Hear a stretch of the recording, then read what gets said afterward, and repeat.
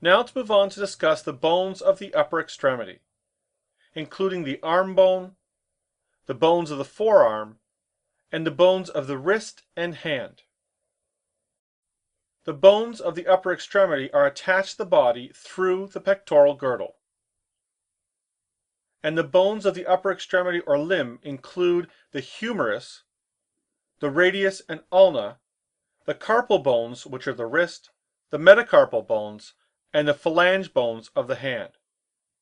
The humerus is the proximal bone of the upper limb, and it's the attachment of the upper limb to the rest of the body. The first bone of the upper extremity we'll discuss is the humerus. This anterior view depicts the humerus. At the proximal end is the head, which articulates with the scapula. There is also a greater and lesser tubercle. At the distal end of the humerus is the condyle, made up of two portions, the capitulum and the trochlea. Also at the distal end of the humerus is the medial epicondyle. The head of the humerus is the ball of the ball and socket shoulder joint, and this articulates with the glenoid cavity, which is the socket. On the proximal lateral edge of the humerus is the greater tubercle.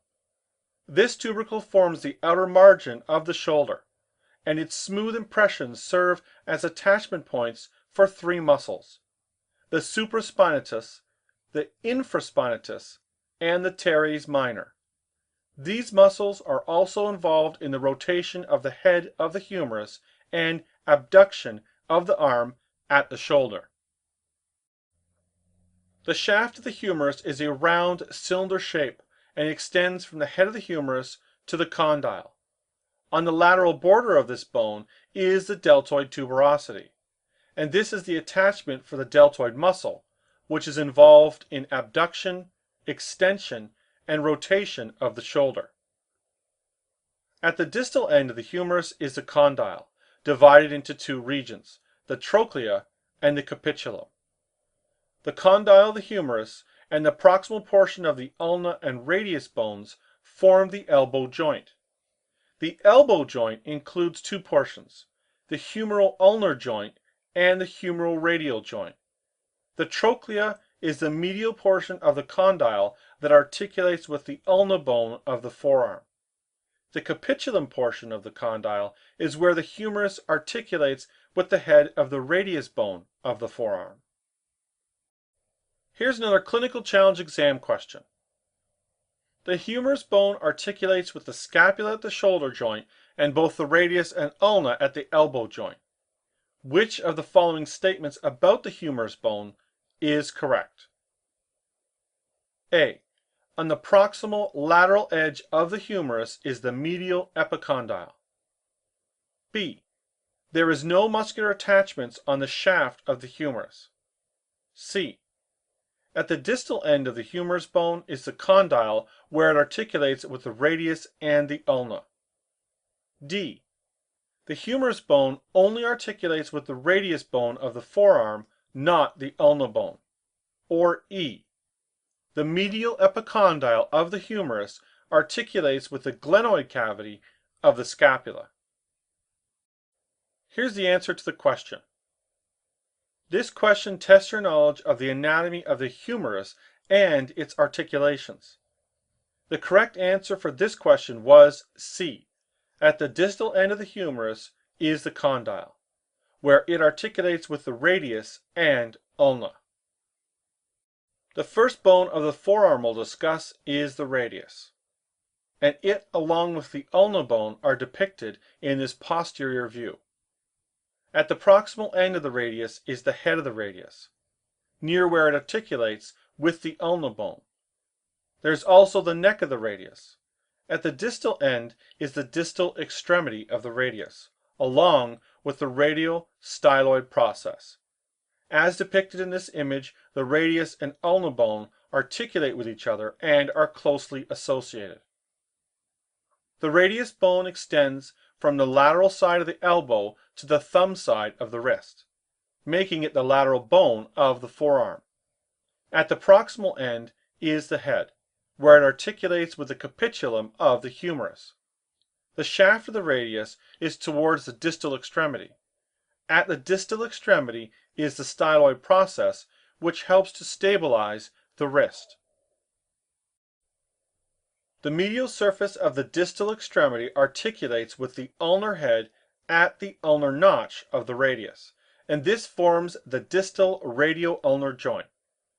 And the movements permitted by the proximal radio-ulnar joint permit medial or lateral rotation of the radial head. The second bone of the forearm is the ulna bone,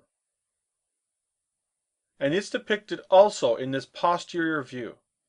The ulna bone at the proximal end has the olecranon, which is the elbow. Also, it articulates with the radius at the proximal radio-ulnar joint. At the distal end is the ulnar head and the ulnar styloid process. The ulna is the second bone of the forearm, which lies medial to the radius, on the little finger side of the forearm.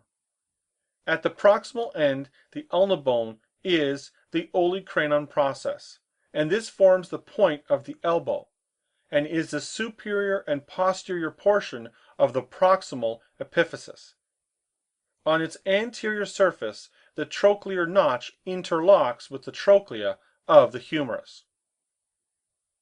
The ulna bone is roughly a triangle in cross-section, and along the shaft it is a fibrous sheet, known as the antebrachial interosseous membrane.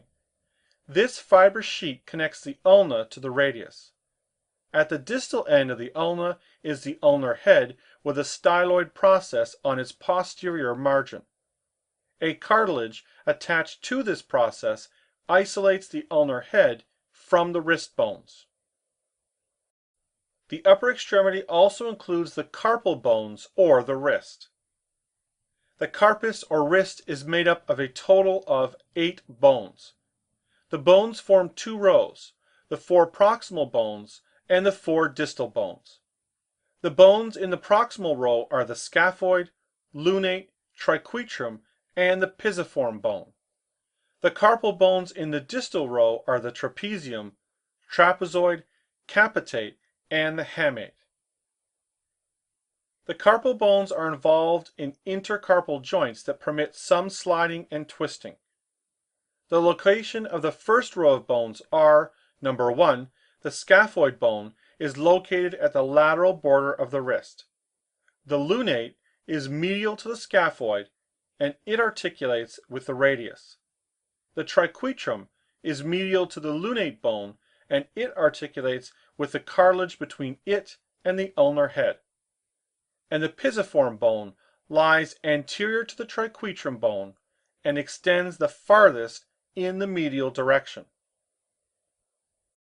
The positions of the carpal bones in the distal row are as follows. The trapezium bone is lateral and forms an articulation with the scaphoid. The trapezoid bone is medial to the trapezium, and it's the smallest bone in this row.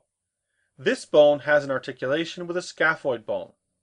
The capitate bone, which is the largest carpal bone located between the trapezoid and the hamate bone. And the hamate bone is the medial distal carpal bone. The following is a clinical note on carpal tunnel syndrome. Carpal tunnel syndrome is a median nerve neuropathy believed to be caused by compression on the median nerve within the anatomical carpal tunnel. Within the carpal tunnel of the wrist are 9 flexor tendons and the median nerve. Repetitive use or strain can lead to tendon swelling. The symptoms of carpal tunnel syndrome include tingling, burning sensations and pain in the thumb and fingers, and some patients report a loss of grip strength in the affected wrist. The treatment of carpal tunnel syndrome includes the use of splints and braces, massage therapy, medications, and in some cases, surgery to release the transverse carpal ligament. At the distal end of the upper extremity is the hand, made up of the metacarpal and phalange bones. The palm of the hand is made up of 5 metacarpal bones, and they articulate with the carpal bones of the wrist. The metacarpal bones appear similar to a long bone of the body, such as a femur bone. And the metacarpal bones are numbered 1 through 5, beginning at the thumb and moving laterally. Attached to the metacarpal bones are the phalanges. These bones are divided into 3 groups: the proximal, middle, and distal phalanges. The thumb, also known as the pollex, does not have a middle phalange. Instead, it's made up by a proximal and a distal phalange.